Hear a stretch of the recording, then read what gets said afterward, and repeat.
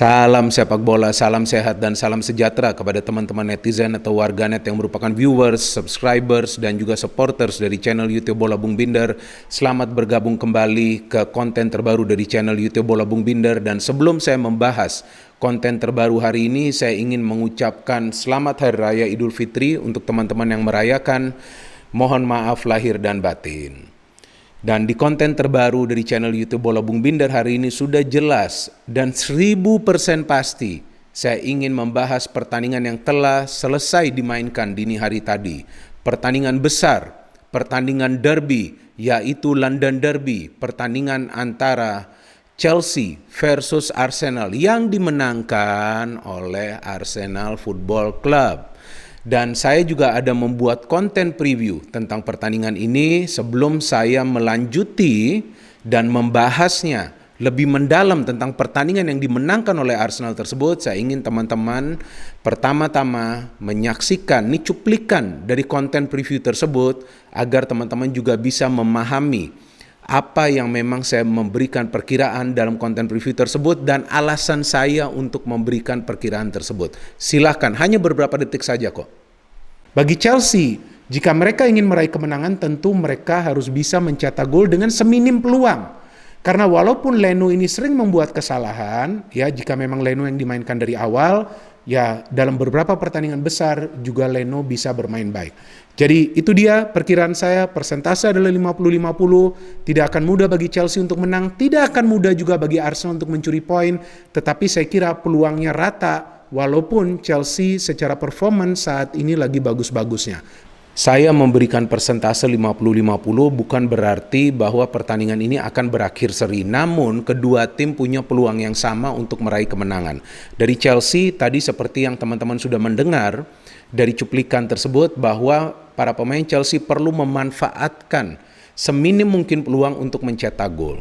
Ya, dan itu tidak bisa mereka lakukan karena kita tahu bahwa salah satu masalah yang belum bisa dibenahi oleh Thomas Tuchel adalah konsistensi dari para pemain Chelsea dalam urusan mengkonversi peluang-peluang yang mereka peroleh dalam setiap pertandingannya, dan itu terlihat jelas lagi di pertandingan London Derby ini.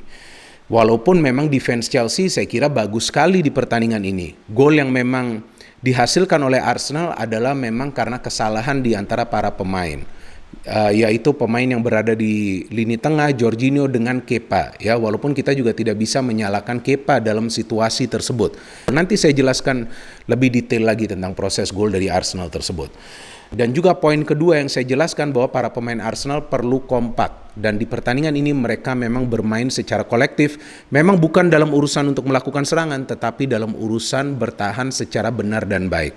Dan berkali-kali, mungkin sudah ratusan kali saya jelaskan di beberapa konten dari channel YouTube Bola Bung Binder bahwa di era sepak bola modern sekarang ini, tim yang bisa bertahan secara benar dan baik punya peluang lebih besar untuk memenangi pertandingan, dan itu dibuktikan lagi oleh Arsenal. Sebelumnya Chelsea membuktikan itu dalam pertandingan mereka lawan Real Madrid di babak semifinal UEFA Champions League musim ini, sehingga Chelsea bisa lolos ke babak final dan akan bertemu nanti masih lama lawan Manchester City. Tapi kan sekarang Chelsea perlu berkonsentrasi dulu di English Premier League. Mereka perlu memastikan bahwa mereka bisa finish di top 4 zone agar mereka bisa bermain di UCL musim depan. Kan belum tentu juga mereka akan menjadi juara UCL musim ini. Ya, City juga lawan yang tangguh. Dan kemudian juga mereka masih punya pressure dari Leicester, dari Liverpool juga saya kira yang masih punya satu pertandingan di tangan mereka. Jadi memang pertandingan penentuan saya kira bagi Chelsea untuk bisa tetap berada di top 4 zone adalah pertandingan selanjutnya mereka, yaitu lawan Leicester City. Jadi jika Chelsea bisa menang lawan Leicester City, maka saya kira mereka akan lolos dan bermain di UEFA Champions League musim depan. Tapi kita perlu fokus dulu di pertandingan ini nih teman-teman. Arteta kembali melakukan eksperimen. Saya cukup khawatir juga pada saat saya melihat susunan pemain dari Arsenal. Anyway, saya ingin dulu ya pertama membahas lineup dari kedua tim. Sangat penting teman-teman kita mengetahui lineup dari kedua tim, dan saya perlu melihat catatan saya. Pertama dari Chelsea, Kepa dimainkan oke, rotasi ini dari Tuchel. Kemudian Azpilicueta, Thiago Silva, Zuma, James, Gilmore, Jorginho, Chilwell, No Kante, dari awal oke lah, gak masalah Kante tentu saya kira diistirahatkan ya, mainnya sudah luar biasa dalam beberapa pertandingan. Emerson juga tidak dimainkan. Chilwell, Mason Mount, Pulisic dan Kai Havertz, strategi false nine dari Arsenal. Aubameyang sebagai target man, Emil Smith-Rowe dan Odegaard sebagai dua attacking midfielder, Tierney, Partey, Elneny, kemudian Saka. Ini yang saya katakan eksperimen dari Arteta. Dia memainkan Saka di sektor sebelah kanan sebagai wingback dan 3 center back. Gabriel, Pablo Mari, dan Rob Holding. Ini 3 center back ini ya bagus-bagus saja, tapi saya melihat 3 pemain ini kan sebetulnya kan tidak punya kecepatan. Dan kemudian Ben Leno. Nah, Ben Leno pas banget ya, performance-nya lagi bagus. Seperti yang saya jelaskan di konten preview, bahwa biasanya di pertandingan-pertandingan besar, form Ben Leno bisa bagus, dan itu menjadi perbedaan di pertandingan ini, bahwa Leno berkali-kali melakukan save-save yang dari para pemain Chelsea yang memang mereka peroleh dari dalam kotak penalti mayoritas peluang-peluang tersebut. So from the flow of the game, memang Chelsea yang mendapatkan peluang pertama dari Mason Mount ya, dari dalam kotak penalti, dan pertukaran passing memang di antara para pemain Chelsea bagus di pertandingan ini. Pulisic yang memberikan umpan, Mount shooting, and then kita tahu bahwa para pemain Arsenal juga coba ya untuk keluar dari pressure yang diberikan oleh para pemain Chelsea, dan saya kira bahwa Arteta mengandalkan strategi counter attack, tetapi sepanjang jalannya pertandingan ini counter attack dari Arsenal tidak berhasil mereka terapkan. Betul kan? Saya tidak melihat ada proses counter attack yang mengancam gawang dari Kepa, karena para pemain Arsenal sebetulnya ditekan habis-habisan dan mereka juga memang berkonsentrasi di lini pertahanan. Jika teman-teman perhatikan bahwa pada saat para pemain Chelsea mendekati kotak penalti pertahanan Arsenal, maka ada minimal 5 pemain Arsenal yang berada di dalam kotak penalti pertahanan mereka. Itu menyulitkan juga para pemain Chelsea untuk mencetak gol. And then kita juga bisa melihat bagaimana Mount mendapatkan peluang, di save lagi. Chilwell juga coba untuk memberikan crossing, di save lagi. Dan Kai Havertz dengan peluang yang paling bagus bagi Chelsea di babak pertama sebelum Arsenal mencetak gol. Saya kira itu di menit ke-11 saat Aubameyang memberikan back pass ke Mari tidak bisa kontrol, diambil oleh Havertz. Havertz hanya berhadapan dengan Leno, tapi sayang tendangannya cukup tinggi. Ya kan, melewati mistar gawang yang dikawal oleh Leno, padahal Leno sudah keluar tuh dari garis gawangnya. Dan kemudian Arsenal bisa mencetak gol seperti yang tadi saya sedikit jelaskan, bahwa Zouma memberikan umpan ke Jorginho, betul kan? Tapi sebelum dia memberikan umpan ke Jorginho, mungkin juga sepertinya dia ingin memberikan umpan ke Kepa, maka itu Kepa bergerak ke arah kiri mendekati Zouma. Tapi Jorginho juga tidak bisa memutar badan karena ada Emil Smith-Rowe yang melakukan pressing. Jadi para pemain Arsenal juga melakukan pressing kepada para pemain Chelsea di area pertahanan mereka. Hanya mereka lakukan pressing tersebut untuk menyulitkan para pemain Chelsea untuk build up serangan secara sempurna. Jadi tidak selalu mereka lakukan itu, tapi pada saat para pemain Chelsea sudah bisa keluar dari early pressure tersebut, maka para pemain Arsenal akan mundur semua ke belakang.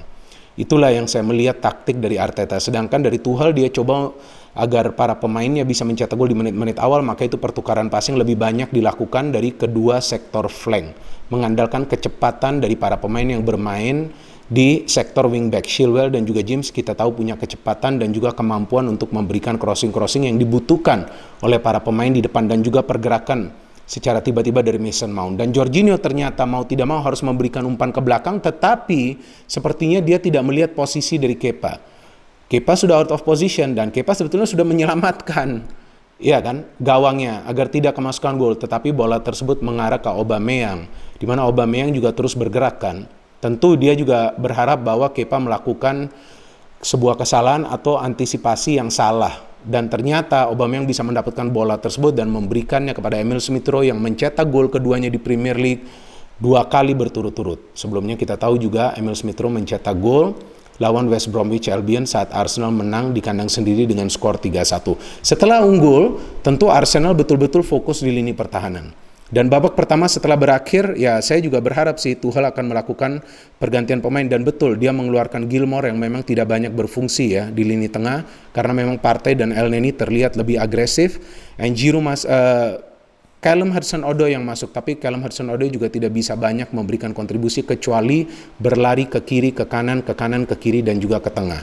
Dan juga kita lihat ada gol dari Pulisic ya, yang memang dianulir, dan itu betul adalah offside setelah Kai Havertz memberikan umpan melalui sundulan jika saya tidak salah. Dan secara keseluruhan Arsenal memang mendapatkan hanya 2 peluang. Bellerin yang juga mendapatkan peluang setelah dia masuk sebagai pemain pengganti, menerima umpan dari Odegaard, tapi selain itu Selain gol dari Emil Smith Rowe dan juga peluang dari Bellerin, saya tidak melihat ada peluang yang berbahaya dari para pemain Arsenal.